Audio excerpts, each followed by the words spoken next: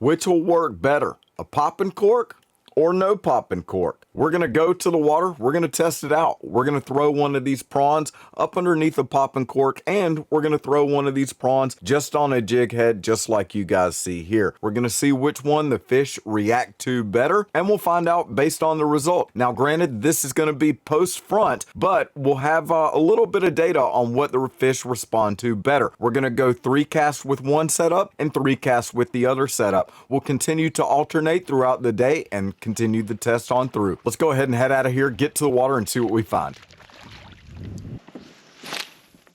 After already identifying that there were fish in the area, I got the popping cork out and started with it. After a few casts, I was unable to successfully get any bites, so I switched over to the prawn on a jig head, and after the first or second cast, I was able to get the first fish in the boat. After successfully releasing that fish, I switched back to the popping cork and gave it a couple more casts as well in the same general area. Unfortunately, with no results, I made a switch back to the prawn on a jig head and immediately started catching fish again.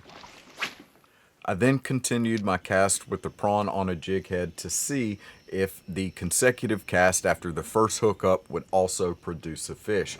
On the very next cast and consecutive cast after that, I was able to successfully land a few more keeper trout. After circling the area once again with the popping cork to not any success, I again turned to the prawn on a jig head and continued to catch fish in this area.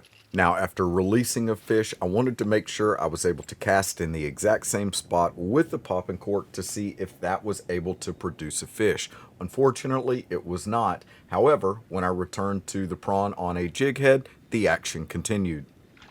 Again, to put the theory to test, I make sure I put the popping cork back in the exact same spot to see if I could pick up a fish there. This was the first time where I'd been able to identify a fish from the popping cork in the exact same location as I had earlier. Continuing to test the theory, I put the popping cork back in the same place, and after a few casts, I am unsuccessful at getting another bite. So putting the prawn back in the exact same location with the prawn on a jig head, I continued to catch fish in this pattern for much of the next hour, hour and a half. Well, I think we have a winner given that situation and circumstance. As I said, we were post front. It was a little chilly. You guys can see that I am bundled up out there on the water. So maybe those trout were holding a little bit closer to the bottom. Maybe that popping cork, having that prawn suspended, was not really the presentation they were looking for. Something closer to the bottom and maybe moving a little bit slower, just like the prawn on the jig head by itself was doing. Those fish seem to respond a little bit better to that. Now, granted, this is only one day on the water, so we cannot give definitive results to say whether or not this is going to be the exact result you'll get every time. However, this may give us an idea as to way the fish will behave post front when it comes to your presentation under a cork or not. So keep that in mind on your next trip. If you guys want some more information on either the prawn or popping corks in general, or even the setup that I like to use for my popping cork, we have a video for all of those things. Make sure you guys check out one of those. Otherwise, we'll see you guys in the next video.